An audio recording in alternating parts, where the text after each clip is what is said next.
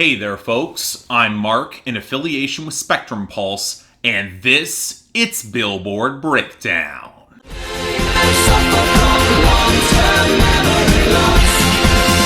I don't remember. So this is just one of those weeks that I'm convinced whatever I review, I'm gonna wind up pissing somebody off. And while I'd normally be able to skate by such thoughts on Billboard Breakdown, given that it's in its own separate, equally annoying ecosystem, yeah, a quick glance at some of our new arrivals is telling me everything I need to know there. There's no getting out of the stupid here. Just brace yourselves, it could get rough. But before we get to those, let's take a look at our relatively stable top 10, which is weird to say for a week where Old Town Road by Lil Nas X featuring Miley Cyrus grabs its 10th week at number 1. And look, I think at this point the novelty's starting to go away and we're starting to hit overexposed for this. But it's still on top in every category except radio, and that run's getting closer every single day. Really, the fight might be over number 2, with Bad Guy by Billie Eilish holding on because while her on-demand streaming and sales took a slight hit, she made up with it with a genuine radio run. And yet right behind her is Talk by Khalid at number 3, which is much better on the radio, but also much weaker on streaming and sales. Go figure. Then we have I Don't Care by Ed Sheeran and Justin Bieber at number 4, which also took a hit on sales even as it continues its radio run, but where it's losing its ground is streaming. Not a good sign, especially for longevity. Now, where things get a little bit more interesting is Sucker by the Jonas Brothers at number 5, mostly for next week. It's still on top on the radio and had a good enough sales week, but will a possible album bomb give it a boost on the streaming in order to make a small play? I can see a rebound there, which is something that we actually got for Wow by Post Malone up to number 6 on what looks like a good radio week, even if both sales and streaming are down. And yet, it was just enough to put it ahead of Sunflower by Post Malone and Sway Lee at number 7, which might have slightly weaker sales but far better streaming, and yet its radio is in free fall. Then we got the small boost for Suge by Bebe up to number 8, which is a sales non-presence but is huge on streaming and trying for some of the radio run, but it was just enough in order to eclipse Dancing with a Stranger by Sam Smith and Normani down at number 9, as it hit its radio peak and is starting to fade out gracefully. Finally, Sweet But Psycho by Ava Max holds at number 10, even despite pretty much in an identical position to Dancing with a Stranger with just radio, and even that's going away. This might be gone pretty quickly against some better competition, even songs that you wouldn't otherwise expect. All of which will take us to a lot of our losers and dropouts, and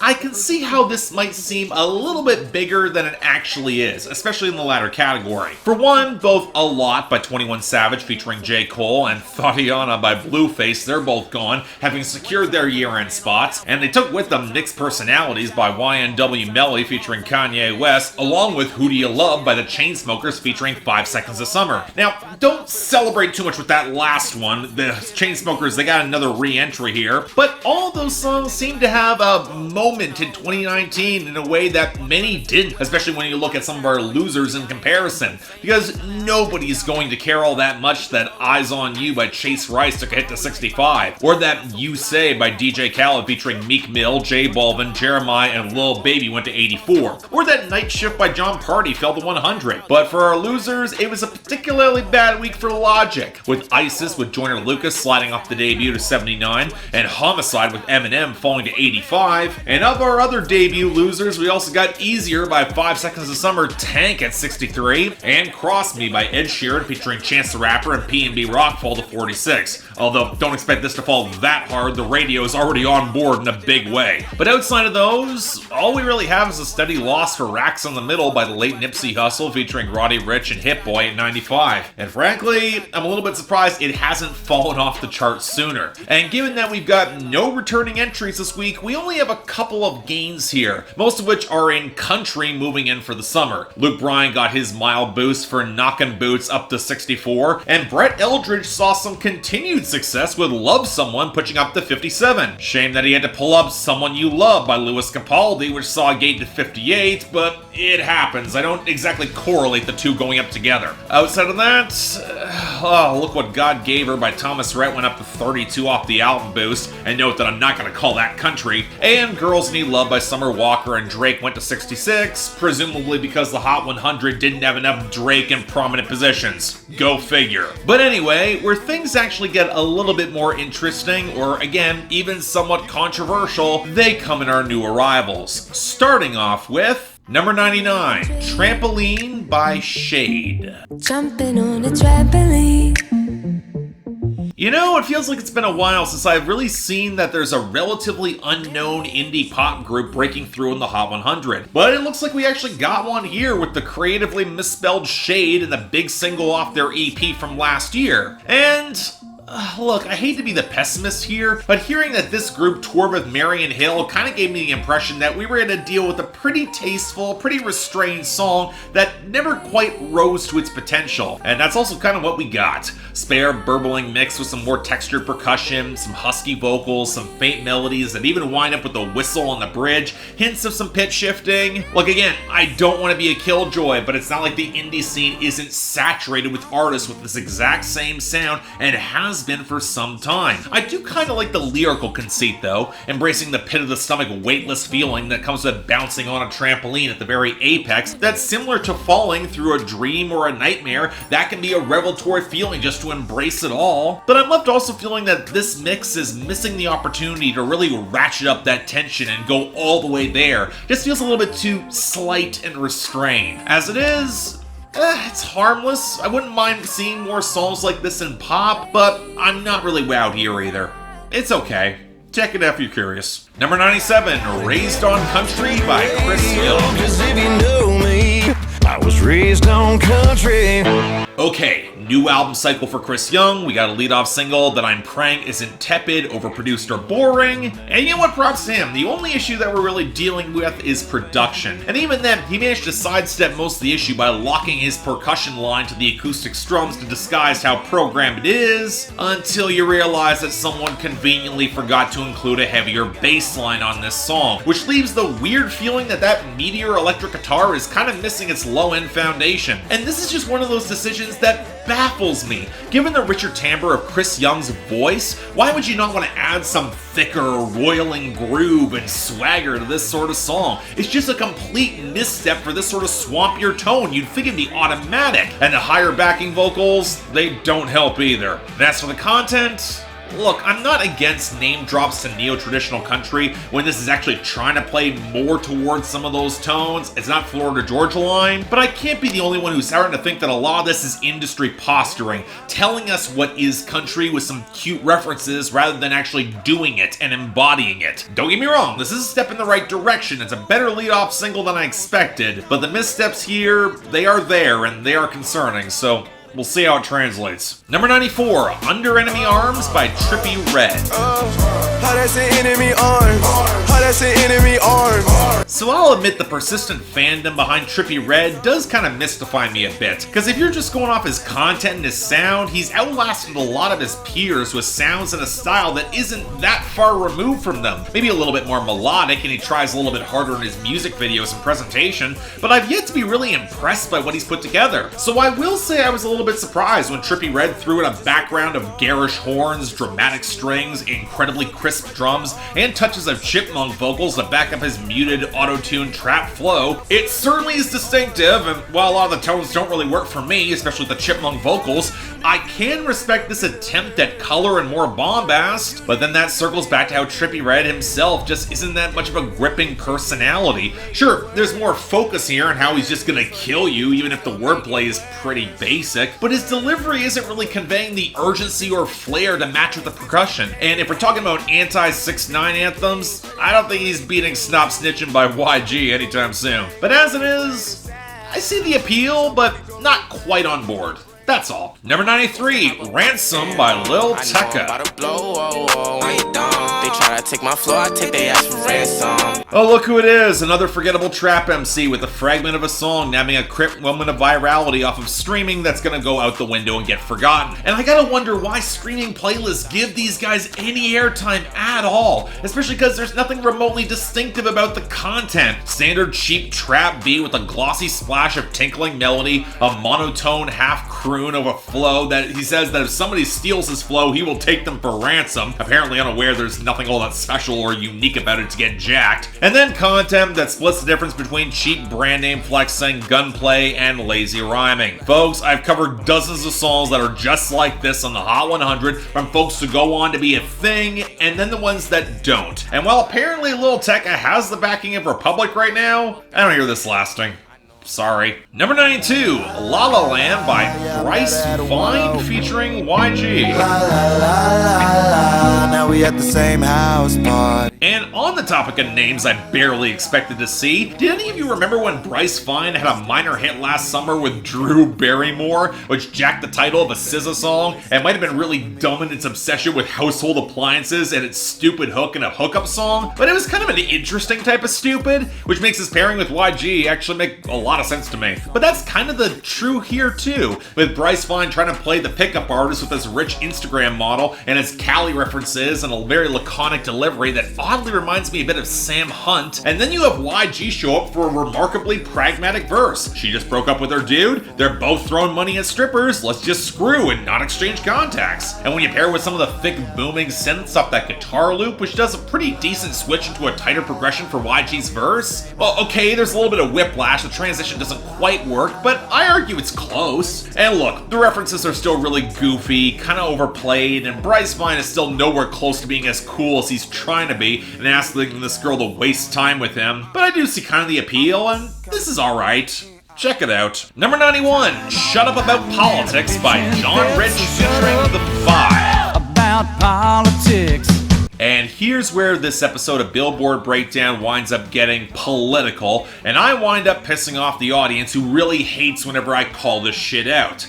But I honestly think they might give me a pass for this one. Now, for those of you who don't know, John Rich is a former member of Big and Rich, the save-a-horse-ride-a-cowboy duo, who has parlayed a lot of his country clout into right-leaning political commentary and a lot of jingoism, specifically around the current administration. No joke, he's cut songs supporting multiple Republican candidates for president, and the Five, the featuring credit, it's actually referring to the Fox News debate show of the same name that really doesn't contribute much of anything to the song. So then to hop on the mic and then demand people to shut up about politics, it screams of hypocrisy, especially when you consider the language that he is using here. Now, look, I would say that John Rich or anyone identifying with the modern establishment telling the audience to shut up about politics and specifically the Green New Deal and then describing it as a bitching fits, that is inherently a political act, but that would also imply that John Rich has any power beyond Fox desperate to put on any quasi-celebrity that agrees with them on TV, and sales that will evaporate after a week because, at the end of the day,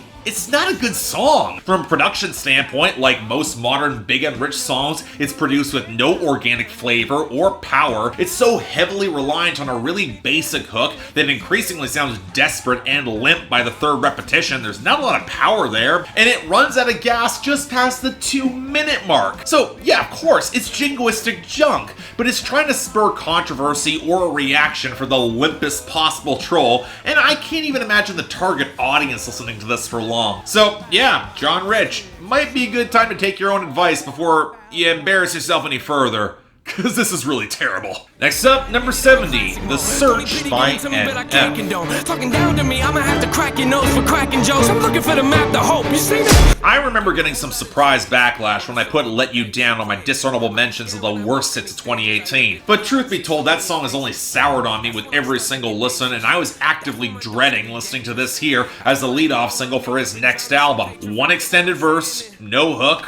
Weird choice for a lead-off single, but okay. And then we get all sorts of ominous strings and symphonic bombast as the drums will crush in as NF takes a conversation cadence as he meanders through his paranoia and depression and all the moments where it could all come crashing down around him that he used to go on and search for something. And why does all this remind me of Relapse era Eminem, but minus a lot of the lyrical detail and punchlines? But that's what I've always found so frustrating about NF. I actually like a lot of these flows that build and escalate well against the production instead of just flying off into double time like Logic would. But you would think a song that's all about a very uncertain search wouldn't feel the need to pile on the bombast multiple times. Maybe just have a long crescendo hit at the very end, especially when the actual bars and words being emphasized, they aren't really that clever turns of phrase. I hate to say it, but I'm hearing a lot of filler and contradictory bars for all the cinematic swell that can't even match a lot of the tension established by the genuinely excellent first third or even first half of the song. I don't know, I can compare this to cuts like Story 2 by Clipping or the Eminem deep cut My Darling, and while the production absolutely gets there, I actually think it's a fantastic beat, the content just feels kind of weirdly hollow. I mean, it's a lot better than I expected. I might even call it a pretty decent song. I think that its audience is really gonna love it, but I have heard this formula done a little better. It's good, not great. Number 67, Call You Mine by the Chainsmokers featuring Bebe Rexha. And on the topic of songs where I had zero expectations, look, both these acts have been far from quality for a while now, and I wasn't expecting a team up to deliver more, and unfortunately that's exactly what happened, and you gotta start with Bebe Rexha. And this sucks, because I really remember rooting for her a couple of years back, but she sounds awful here. Her vocal lead is so compressed and run through so many corrective filters, but yet it doesn't get around how shrill and pitchy she is, especially in her falsetto. Stop trying to be Camila Cabello, you're not good at it. And really, you don't want to be. And none of it matches up well with the backing vocals, or the guitar backdrop, or that squawking, buzzy synth drop that somehow is matching her timbre and shouldn't be. And no, swapping out the mix and piling on the effects does not make it better or more imposing. In fact, given the song's content of trying to save a burned out relationship, and the fact that the Chainsmokers can't help but write women as either shrews or desperate for affection beyond belief, I'm more than a bit annoyed that Andrew Taggart didn't step up to sing himself, or give the song some balance, or something like he did on Closer. But that becomes the trick. Call You Mine is so very clearly trying to yank together a similar nostalgic vibe that made Closer work, that even if you didn't like that song, and I didn't, except with none of the more restraint and even passable delivery, so this winds up being worse. So yeah, while Bebe Rexha gets the lion's share of the blame here, it's still bad. Next, number 54, Mother's Daughter by Miley Cyrus. So look, I've got no desire to listen to new EP from Miley. Apparently it's something of a genre pile-up disaster and missed any trace of a real album bomb with just one song breaking through. And considering whatever she'd released probably would not be better than Nothing Breaks Like a Heart, which flat out got robbed, I figured I'd just check out this and move on. And with it, look, let's get this out of the way. The overweight trap groove that marginalizes the melody is depressingly conventional to expect from Miley, and while I think that she's still pitchy as always, I do actually kind of like how her vocals are layered for a little bit more snarl, which matches fine enough with some of the flat grind of the synth leads, and a mix that does give her a little more space. And as for Miley playing the damaged girl now, especially coming after the attempt at purity on Younger Now, look, you know what, I got a long enough memory to remember the nightmare of Miley Cyrus and her dead pets, and she's got the twang for more of a country vibe, so imagine a song like this, with even the lyrics that flip to a darker, more organic tone, even in the production. This could have worked. I can see how this song had potential, but as it is, look, we already have Sweet But Psycho chasing this lane, and doing it with a lot more groove, and frankly a better hook and melody, but I don't dislike this. Not bad. Number 16.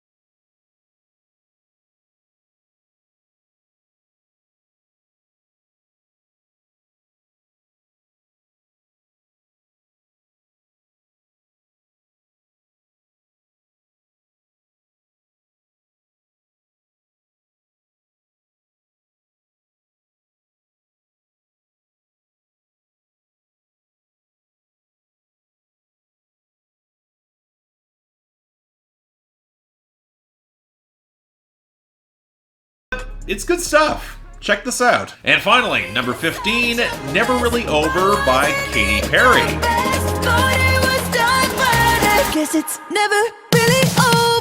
Gotta be honest, at this point I'm shocked Katy Perry's debuting this high on the Hot 100. That's not saying their past couple of singles have been bad, but she was an act badly disadvantaged by the shifts in mainstream pop, and previous songs have seen her really struggle to keep up. And while I don't think the combination with Zed worked on 365, it actually might work a little bit better here. Yeah, the percussion's overmixed in comparison with the melodic swell, and Zed will never get sick of that goddamn clock sound. Hell, considering how much Katy Perry is peaking in the mix when she belts, especially on that bridge, I think I can place the majority of the blame in the mixing and mastering at Zed's feet. But Katy Perry is actually trying to sing her ass off here as she confronts doors left open in her past that might be worth chasing one last time. She sells it well and effectively. And maybe I'm a sucker for those sorts of tight, wiry, low-end synths that come on the post-chorus, but Katy actually has the tightness in her delivery to ride them pretty well. So yeah, I'd love to hear this produced so it actually flatters her voice and doesn't compress her into tinny peaks with a lot of the multi-tracking, but I would argue it's one of her okay songs in a long time. It's okay, it's good. I like this. But it also leaves me in a weird position at the end of this week, because we really did get a spread here. I mean, the worst is obvious. Shut Up About Politics by John Rich featuring The Five. It's a borderline commercial, and it's a really lousy one at that. But it's followed up by the utter mess that is Call You Mine by the Chainsmokers featuring Bebe, Rexha as a dishonorable mention. I mean, when the vocals and the very obvious retread of Closer are that bad, it's time for a few 15th minutes to be hit and for these two to likely fade to obscurity. Now for the best, honestly it's kind of tough because there's no obvious standout without some real problems. But the first half actually sticking the landing with its crescendo, I gotta give it to The Search by NF. I can't believe I'm saying that. With honorable mention actually gonna be a tie between Press by Cardi B and La La Land by Bryce Vine and YG. And YG, who really just saves that song from being just as doofy as its predecessor. But going into the next week, will the Jonas Brothers come out of nowhere and nab an album bomb to make things annoying for me? We'll have to see. But till then, I'm Mark, you're watching Billboard Breakdown in affiliation with Spectrum Pulse.